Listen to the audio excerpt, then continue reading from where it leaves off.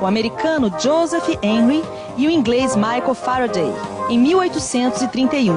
Eles fizeram uma experiência aproximando e afastando um ímã de uma bobina ligada a um galvanômetro e chegaram a 3 importantes conclusões. Na primeira, eles perceberam que o ponteiro do galvanômetro se mexia quando eles aproximavam e afastavam o ímã. Isso significava que o movimento do campo magnético criava uma corrente elétrica que percorria a bobina.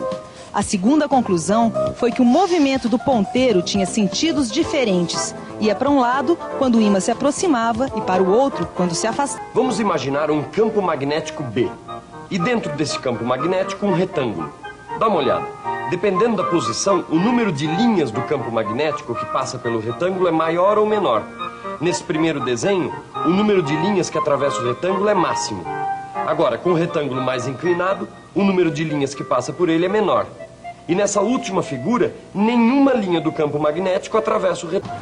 É claro que se você tiver um ímã mais forte, que cria um campo magnético mais intenso, o número de linhas que passa pela espira vai ser maior e o fluxo magnético também.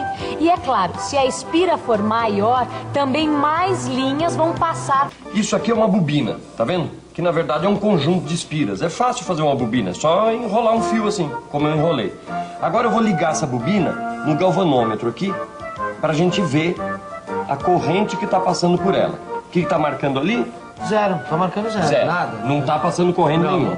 Agora, se eu aproximar um ímã dessa bobina, o que acontece? Começa a oscilar de posições. Exatamente. Então agora existe uma corrente.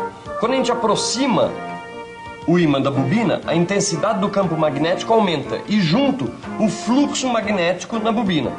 Quando a gente afasta, ele diminui. É essa variação de intensidade que cria a corrente elétrica. Quando eu aperto o interruptor, essa bobina passa a ser percorrida por uma corrente alternada, gerando um campo magnético variável. Esse campo, por sua vez, induz uma corrente elétrica nesse anel metálico aqui sobre a bobina. Pela lei de Lenz, essa corrente induzida no anel gera um novo campo magnético. E esse campo magnético se opõe ao da bobina. Aí, o anel é fortemente repelido e dá um salto. As usinas hidrelétricas usam geradores desse tipo para produzir energia elétrica. Só que aqui, esses dínamos estão acoplados às turbinas. A força da água faz as turbinas girarem e esse movimento provoca a variação do fluxo magnético. E pronto, surge a corrente elétrica. Aí está o esquema de funcionamento de gerador de corrente alternada. À medida que a bobina gira, o fluxo do campo magnético B, gerado pelos ímãs, varia.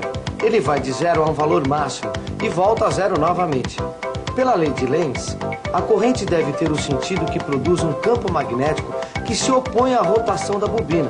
Por isso, a corrente tem um sentido variável ou oscilante, já que ora o fluxo magnético aumenta, ora diminui. Portanto, a corrente gerada é uma corrente alternada. Esse gráfico mostra direitinho a corrente alternada.